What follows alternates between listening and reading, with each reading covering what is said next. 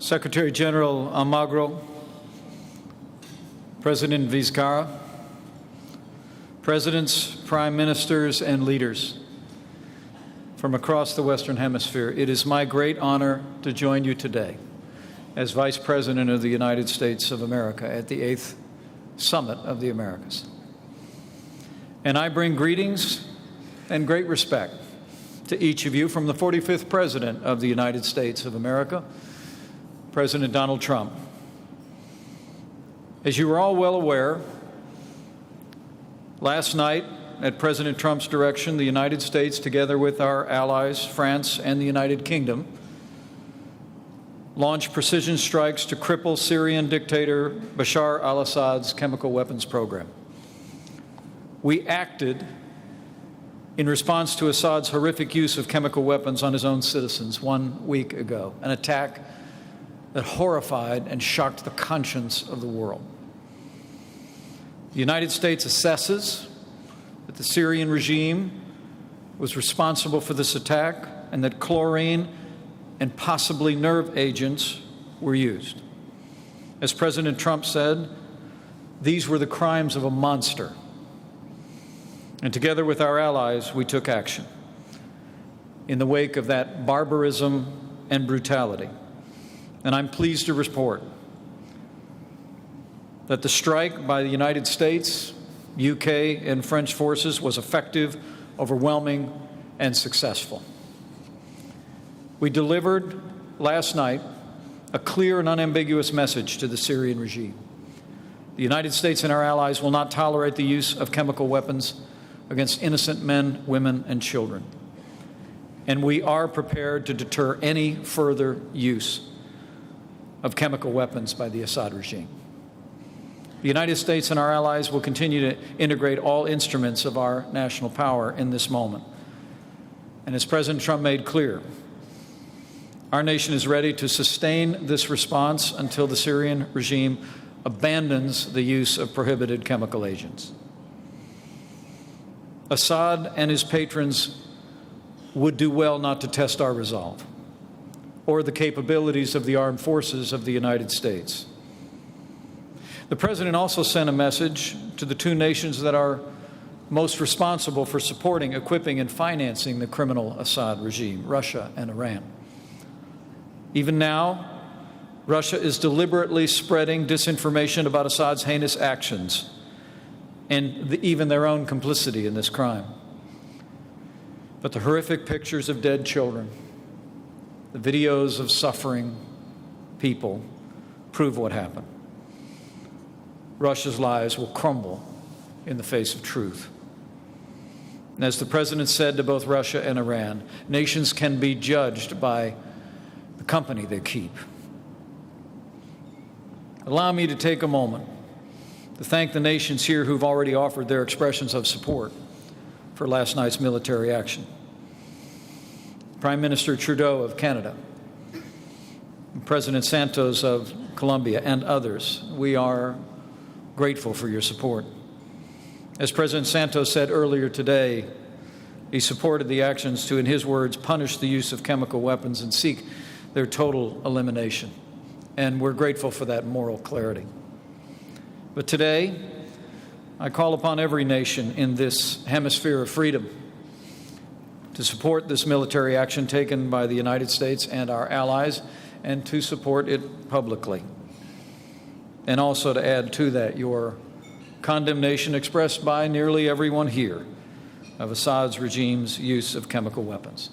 The civilized world must send a message of resolve and unity that we will not accept such barbaric attacks now or ever.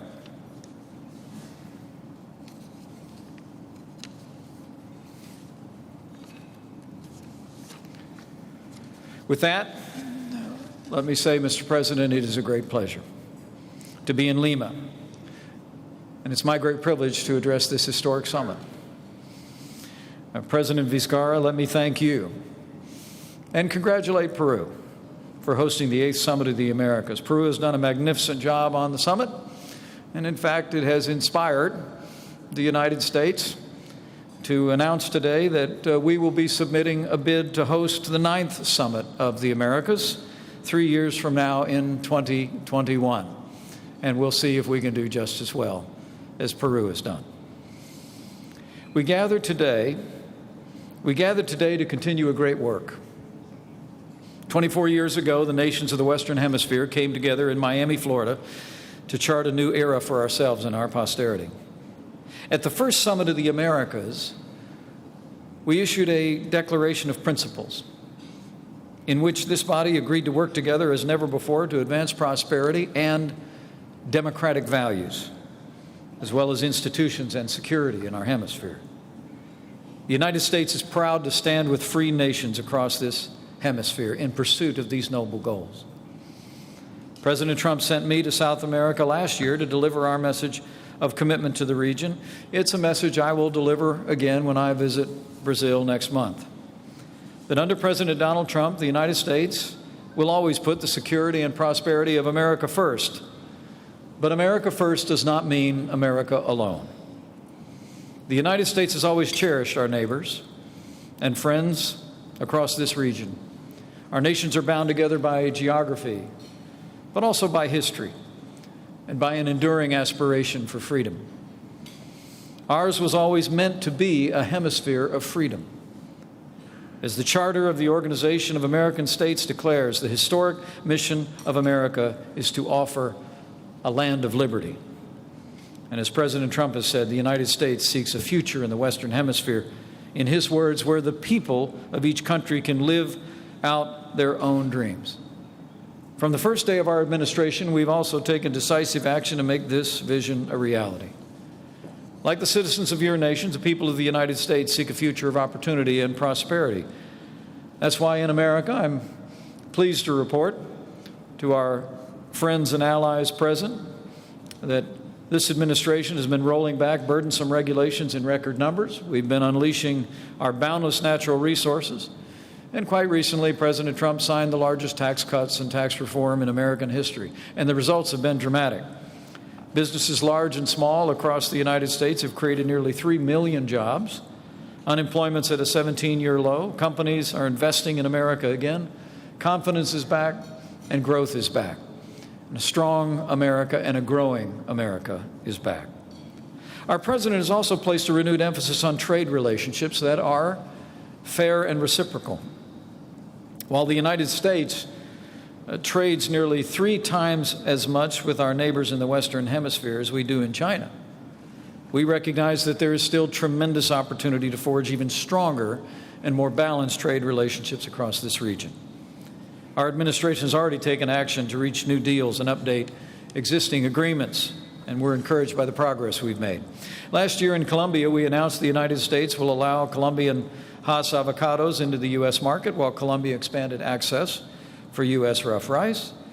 And as we speak, I'm pleased to report the United States is working very closely with Canada and Mexico to modernize the North American Free Trade Agreement. We believe we are fairly close to a deal, and we're going to be working earnestly to make that a reality for all of our nations. Beyond trade, the United States will continue to share our traditions of entrepreneurship throughout the region. I'm honored to be joined today by Ivanka Trump, who is a great champion for women's economic empowerment all over the world.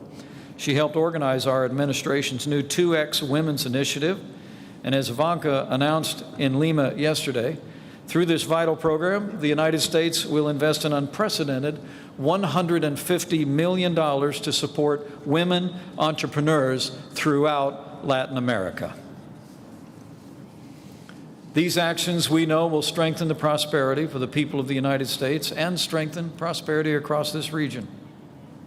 But ultimately, as we gather today, we all recognize, with few exceptions, that we cannot forget that security is the foundation of our prosperity. For despite our progress as we gather here for this historic summit, the challenges facing the Western Hemisphere remain. We see gangs and criminal syndicates that plague our cities and towns. We see illegal drugs that poison our children and tear families apart. We see a flow of migrants fleeing hardship and oppression in their homelands. And we see the We see the migration of criminals, human traffickers, drug traffickers, and even terrorists making their way across our borders. In the category of terrorists, the United States actually refuses entry to 7 known or suspected terrorists every day. Nearly 2,500 a year are stopped. We have real challenges for security at our borders. Just yesterday, we're reminded of the threats that we face when Marxist narco-terrorists in Ecuador brutally killed 2 journalists and their driver. And I extend the condolences and the prayers of the American people to the victims and their families and the people of Ecuador. Under President Donald Trump, the United States is working hard to confront these security challenges. We're securing our borders, enforcing our laws, removing dangerous drug dealers and violent criminals from our streets as never before. We've also taken significant steps to strengthen our partnerships with nations across the wider region. Our efforts include the Caribbean Basin Security Initiative to stop the flow of drugs, expanded security collaboration with Mexico, security assistance to a wide array of Central American countries, and be assured, we will continue to deepen our security relationships with countries across the region in the years ahead. President Vizcarra, let me commend Peru for your ambitious agenda for this summit. Democratic governance against corruption. This is a vitally important issue that bears upon the long-term prosperity as well as the well-being of the people of this hemisphere. And I commend this body's agreement on the Lima commitment earlier today. Corruption emboldens vicious criminals. It endangers public safety. Corruption corrodes the foundations of democracy as well. It undermines trust in government. For we know as corruption grows, freedom and prosperity wither. And as all freedom-loving nations know as well, the greatest corruption of government is when people lose their voice, their vote, their freedom, and their basic human rights under the heavy hand of dictatorship. And the free nations of this conference are right to focus in renewed ways on ending dictatorship here in the New World. As we speak, a tired communist regime continues to impoverish its people and deny their most fundamental rights in Cuba. The Castro regime has systematically sapped the wealth of a great nation and stolen the lives of a proud people. Our administration has taken decisive action to stand with the Cuban people and stand up to their oppressors. No longer will the United States fund Cuba's military, security, or intelligence services, the core of that despotic regime. And the United States will continue to support the Cuban people as they stand and call for freedom. But Cuba's dictatorship has not only beset its own people, as we all well know, with few exceptions in this room acknowledging. Cuba's dictators have also sought to export their failed ideology across the wider region. And as we speak, they're aiding and abetting the corrupt dictatorship in Venezuela. In Venezuela, as in Cuba, the tragedy of tyranny is on full display. And as this body knows well, Venezuela was one of our hemisphere's richest nations once, and not too long ago. It's now among the poorest. Venezuela was also once a flourishing democracy. It is now collapsed into dictatorship and tyranny. Now, let me be clear. The responsibility for the Venezuelan people's suffering can be laid at the feet of one man, Nicolas Maduro. He promised his people he would restore prosperity, but delivered them only deeper poverty.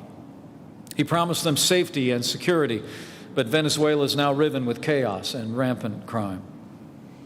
Nicolas Maduro promised the Venezuelan people renewed greatness, and he's only brought a nation to its knees. Just yesterday, I had the privilege to meet with 4 courageous leaders of the Venezuelan opposition, great defenders of democracy, who've been forced to flee their homeland or face Maduro's wrath. They described to me how Maduro had corroded Venezuela's democracy and corrupted the upcoming election. They also told me about the heartbreaking humanitarian crisis their family, friends, and fellow Venezuelans now face. It's heartbreaking to think of it. I saw it firsthand when I visited Colombia last year along the border of Venezuela. But today, nearly 9 out of 10 Venezuelans live in grinding poverty.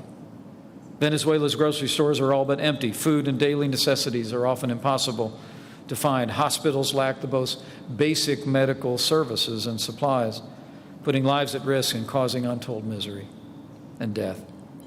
And every day, some 5,000 Venezuelans flee the land of their birth in the largest cross-border mass exodus in the history of our hemisphere. Under the Maduro regime, Venezuela is essentially a failed state. Failed states know no borders. Venezuela's ongoing collapse is already affecting economies across the region. It's giving drug traffickers, a transnational criminal organization, new opportunities to endanger our people. President Trump has made it clear. The United States of America will not stand idly by as Venezuela crumbles. Our administration has already imposed strict financial sanctions on more than 50 current or former senior Venezuelan officials. And 3 weeks ago, we cut off the so-called petro from the United States financial system. Last month, we also announced that we're providing, through the generosity of the American people, $2.5 million to help meet the needs of vulnerable Venezuelans living in Colombia. And yesterday, it was my privilege to announce that we'll add nearly $16 million more in direct aid to assist Colombia's efforts to come alongside those Venezuelans. To be clear, the United States and our allies and partners stand ready to do more, much more, to directly support the long-suffering Venezuelan people. But the world deserves to know that as the people of Venezuela suffer, lacking basic humanitarian aid, Nicolas Maduro stands in the way. Maduro stands today refusing to allow humanitarian assistance simply because he claims there is no humanitarian crisis, as his people starve and die and flee. I'll never forget when my wife and I visited the border of Venezuela in a visit to Colombia last year. We met a grandmother who had just made the long journey with her 5 grandchildren out of their small town in Venezuela. She told me with tears in her eyes how the poverty had become so acute. Her grandchildren had to stand in line at 5 in the morning to get a ticket to buy a piece of bread at 5 in the afternoon.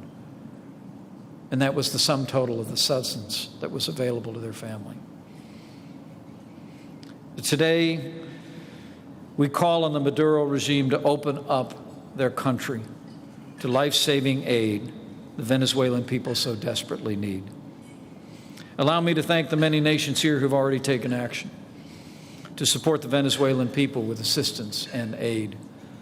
Nearly 2 million that have been displaced thus far, and the compassion and generosity of nations across this region is inspiring to see. Let me also thank those who've stepped forward to join us to rebuke and isolate the dictator Maduro and his brutal regime through economic and diplomatic means. Costa Rica has refused to let Venezuela's Minister of Defense land on its territory, setting a precedent for other nations to deny Venezuela official travel.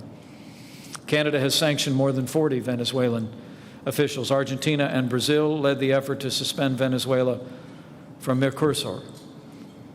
Panama designated more than 50 Venezuelan officials as high risk for money laundering and recalled its ambassador from Caracas. And Peru withdrew Venezuela's invitation to this summit.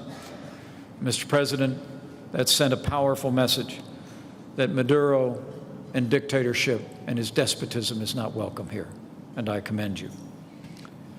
To all of you whose nations have taken action, thank you for your stand. Thank you for your stand for freedom in our hemisphere. But let me say, on behalf of President Donald Trump, the United States believes now is the time to do more, much more. Every free nation gathered here must take stronger action to isolate the Maduro regime. We must all stand with our brothers and sisters suffering in Venezuela. And I can promise you, the United States will not rest. We will not relent until democracy is restored in Venezuela and the Venezuelan people reclaim their birthright of libertad. And I believe with all of my heart, Mr. President, as I close, that that day will come. For as Simón Bolivar declared, and I quote, "A people that loves freedom will in the end be free." And the people of the New World love freedom and have proved throughout the generations the capacity to fight for it, to achieve it, and to defend it. This new world, from its very birth, was destined to be a hemisphere of freedom.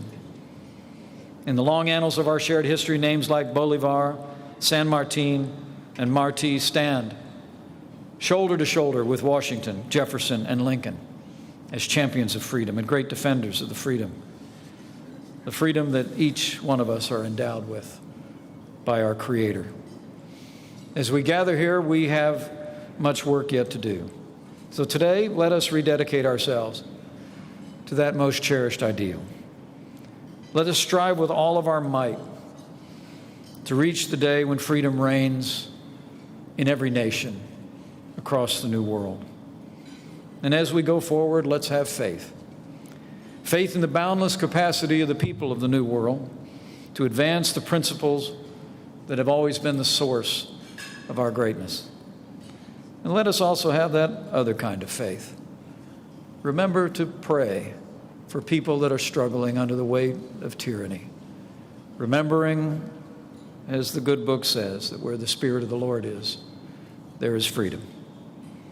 With the courage of our citizens, with the conviction of the leaders gathered here, and with God's help, I know this new world will prove once more that no force on earth can overcome freedom. Thank you.